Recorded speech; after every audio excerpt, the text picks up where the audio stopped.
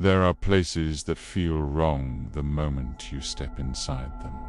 Not old places, not ruined places. Those warn you. I mean places that are too clean, too polished, too quiet. Places that smile at you. The Halcyon Crest Hotel was one of those places. It stood on the edge of Lake Calder. All glass walls, warm lighting, soft carpets, and expensive silence. Modern, predictable. Every hallway smelled like cedar. Nothing about it looked haunted. That was the problem. Because old places let you feel their history. This place hid it. I started working there in winter, on the overnight shift. My name is Mara. I believed fear came from imagination. Then I worked one snowstorm. The first strange thing was not a sound. It was a rule.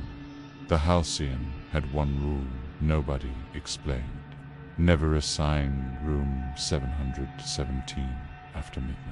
I asked why, and the manager only said, because it creates problems.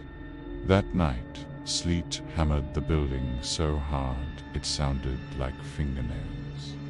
At 10:40 p.m., the lights flickered. Just once. Dominic looked up and asked me one question. Is 717 occupied? I checked the screen. Yes. He went pale. Call him, he said. Move him now. I laughed because I thought he was joking. He wasn't. So I called room 717. A man answered, breathing hard. He whispered, "Why is someone in my room?" I froze. He sounded terrified.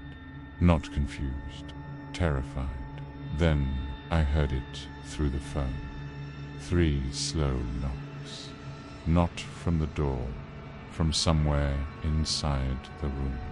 The guest whispered, "It's from the closet." Dominic took the phone.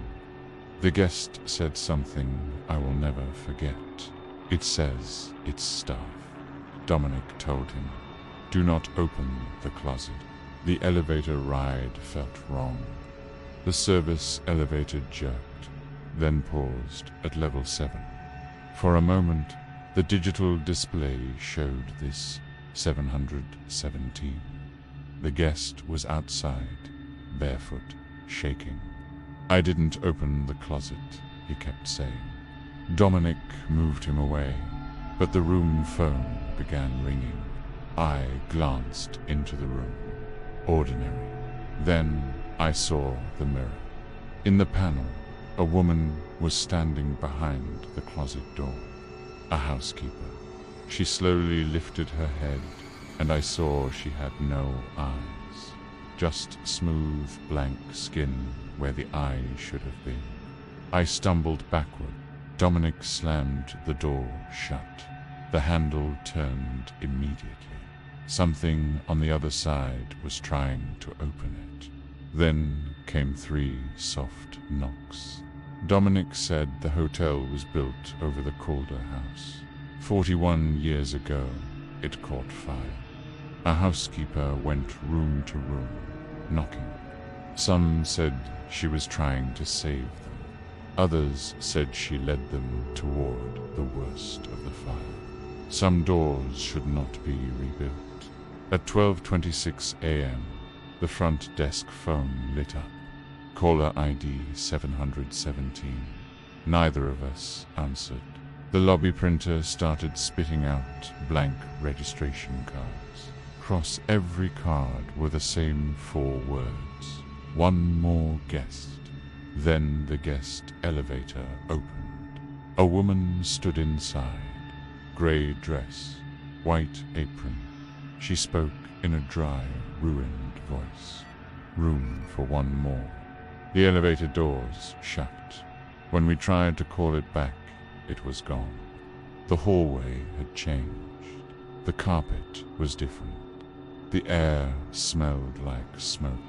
And between rooms 717 and 719, there was now another door. 718. The door opened only a few inches. The darkness inside was not the darkness of an unlit room. It looked like space burned black.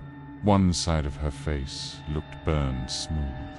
The other was pale, and where her eyes should have been, two hollows glowed faintly red.